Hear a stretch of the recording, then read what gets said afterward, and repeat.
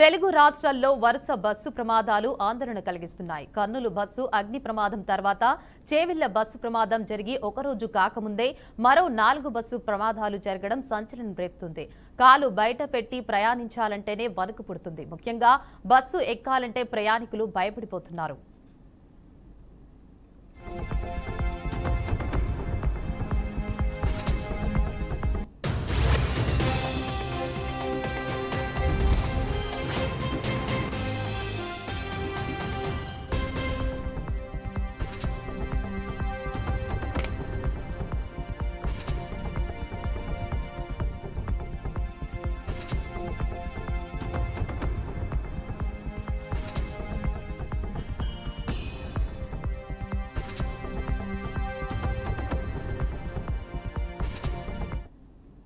శ్రీ సత్యసాయి జిల్లా చెన్నై కొత్తపల్లి మండలం దామరాజుపల్లి దగ్గర జబ్బా ట్రావెల్స్ బస్సు ఓ ట్రక్కును ఢీకొట్టింది. ఈ ఘటనలో బెంగళూరుకు చెందిన ఓ మహిళ మరణించగా మరో 8 మంది గాయపడ్డారు. ఈ బస్సు బెంగళూరు నుంచి హైదరాబాద్ వస్తుంది.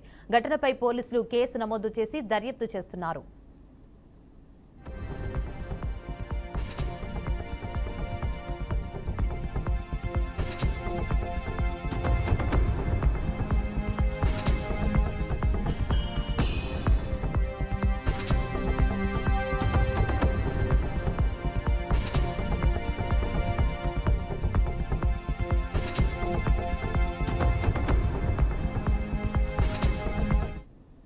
మరోవైపు నల్గొండ జిల్లా వేములపల్లి మండలం బుగ్గబావిగూడెం వద్ద అద్దంకి నార్కెట్పల్లి హైవేపై ఈ తెల్లవారుజామున రోడ్డు ప్రమాదం చోటు చేసుకుంది. ప్రైవేటు ట్రావెల్స్ బస్సు ట్రాక్టర్ను వెనుక నుంచి ఢీకొట్టింది. దీంతో ట్రాక్టర్ రోడ్డుపై బోల్తా పడింది. ఈ ప్రమాదంలో ట్రాక్టర్లో ప్రయాణిస్తున్న 4 గాయాలయ్యాయి. క్షతగాత్రులను మిర్యాలగూడ ప్రభుత్వ ఆసుపత్రికి తరలించారు.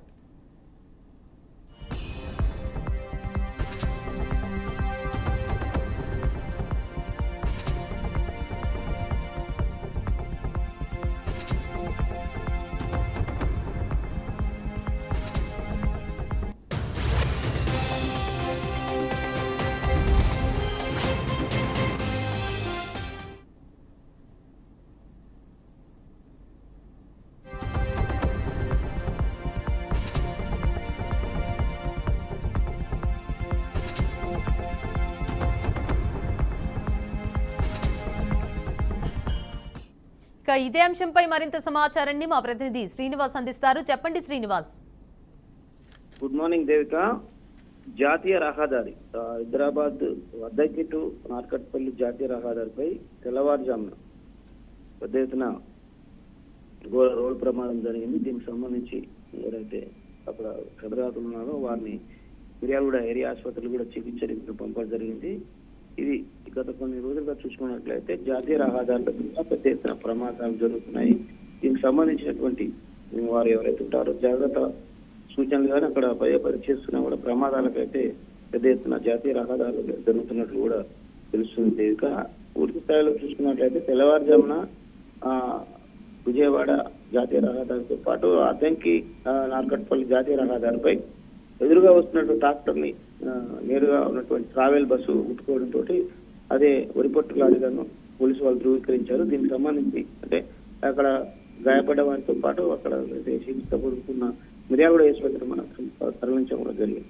ఇది తెల్లవారుజామున జరిగినటువంటి రోడ్లు ఉన్నటువంటి జాతీయ రహదారి మీద జరిగినటువంటి రోడ్డు ప్రమాదం. Right, thank you for the update Srinivas.